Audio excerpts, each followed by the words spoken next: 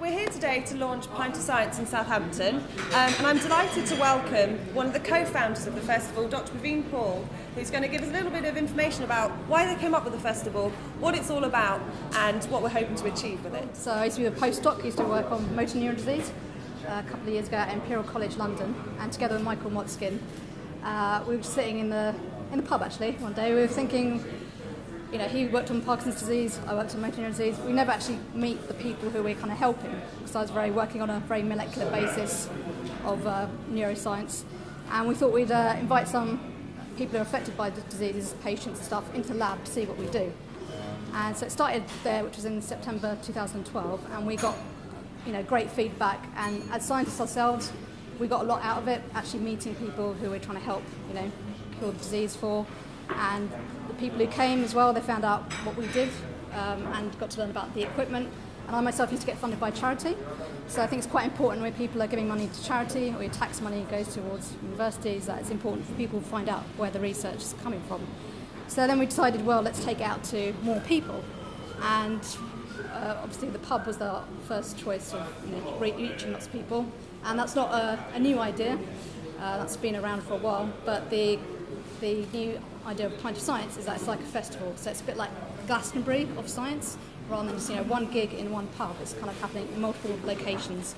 And so we did our very first festival. We had no background in doing events at all. We didn't really know what we were doing. We started by just asking a speaker, will you speak at Pint of Science? We hadn't even decided what we were going to do. And our first speaker was Professor David Nutt, and he said yes. And as soon as he said yes, we're like, okay, now we've actually got to do something.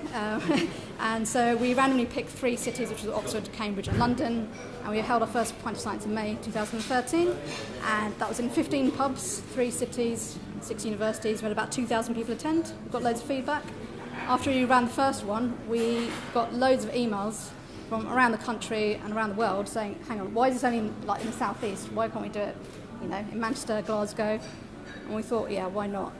So now this is our 3rd festival we're going to run.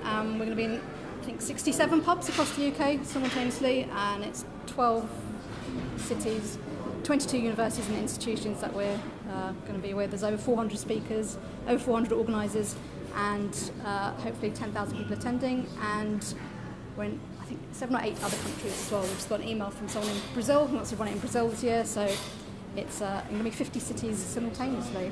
And we're really excited to have Southampton doing their first one. We've been really impressed with the organisation in Southampton. Just it's like you've run it loads of times before. It's just running so smoothly. So we're excited to run the first Southampton Pint of Science, and hopefully it continues Southampton for a long time. Thank you. So now we're going to give you a little